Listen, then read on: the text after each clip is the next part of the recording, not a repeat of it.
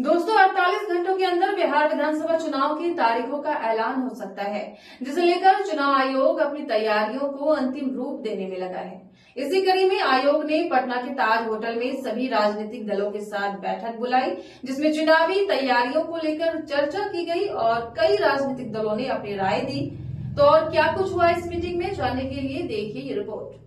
बिहार चुनाव को लेकर सरगर्मी तेज होने वाली है, क्योंकि जल्द ही चुनाव की तारीखों का ऐलान हो जाएगा।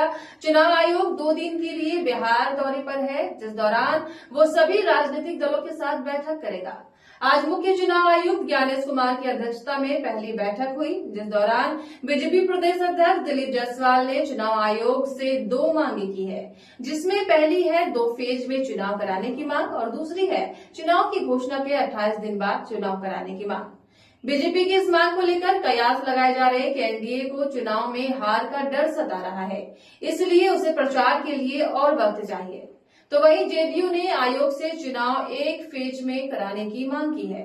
जेडीयू सांसद संजय कुमार ने कहा है कि हमने चुनाव आयोग के सामने अपनी बात रखी। लोगों ने इलेक्शन कमीशन को अपनी बात रखी, तो धन्यवाद भी दिया कि बिहार में इतना एसआईआर का इतना इम्पोर्टेंट एक्सरसाइज हुआ है। बिहार देश को ये राह दिखाएगा कि एसआईआर कैसे किया जाता है, और जो स्पेशल इंटेंसिव रिवीजन बिहार में हुआ उससे बहुत क्लीन हुआ जो वोटर लिस्ट है।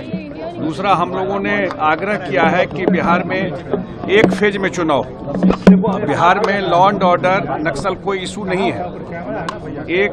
दूसरा, हम लोगों ने ये आग्रह किया इलेक्शन कमीशन को कि सब जगह बूथ पर पैरामिलिट्री फोर्स रहे, जो गरीब गुरबा को वोट देने में कोई दिक्कत नहीं हो। यही सब आग्रह जो 2-3 इम्पोर्टेंट चीज था। छठ के बाद बहुत सारे लोग रहते हैं, तो चुनाव का डेट तय हो जाए कि जो लोग बाहर से भी जो आते हैं छठ में, वो अपना वोट दे सके।